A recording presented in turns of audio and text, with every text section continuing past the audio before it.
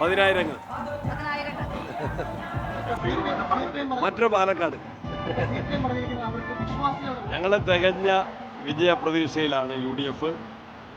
ആര്യാടൻ ഷൗക്കത്ത് വൻപിച്ച ഭൂരിപക്ഷത്തിൽ ജയിക്കുമെന്ന കാര്യത്തിൽ തികഞ്ഞ ആത്മവിശ്വാസമാണ്. ഇന്നലെ പ്രിയങ്കാജിയുടെ സന്ദർശനത്തോടുകൂടി ആത്മവിശ്വാസം ഒന്നുകൂടി ഇരട്ടി കണ്ട് വർദ്ധിച്ചിരിക്കുകയാണ്. എല്ലാ ഘടകങ്ങളും UDFന് അനുകൂലമാണ്, സർക്കാരിനെതിരാണ്. വൻപിച്ച ഭൂരിപക്ഷത്തിൽ ജയിക്കാൻ സാധിക്കും.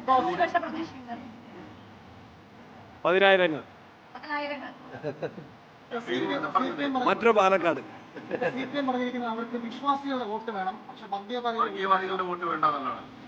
ആരെങ്കിലും പറയോ വർഗീയവാദികളുടെ വോട്ട് വേണം? ആരെങ്കിലും പറയോ? മറ്റൊന്ന്, ഇന്നലെ ഇന്ത്യക്ക് പ്രിയങ്കാഗാന്ധിയുടെ പരിപാടികളിലൊക്കെ വലിയ ജനക്കൂട്ടമാണ്. സമാനമായി സ്വതന്ത്ര സ്ഥാനാർത്ഥി PV അൻവറിന്റെ പരിപാടിയിൽ ജനക്കൂട്ടമാണ്. ആശങ്കയുണ്ടോ? വോട്ടിടുമ്പോൾ നിങ്ങളുടെ ആശങ്കമാണോ?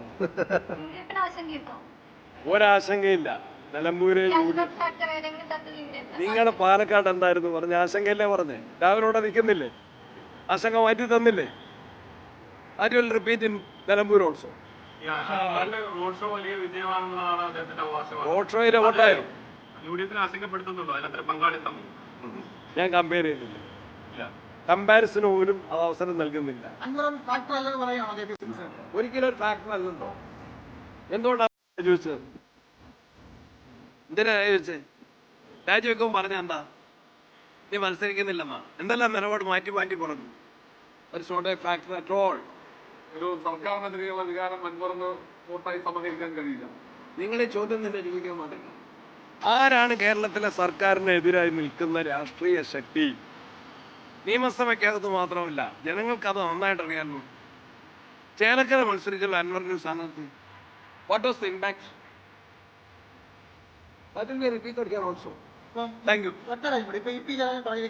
വ്യക്തിപരമായി PV അൻവറിനെ ആക്രമിക്കാനില്ല, ജനം തീരുമാനിക്കട്ടെ എന്നാണ്. Thank you.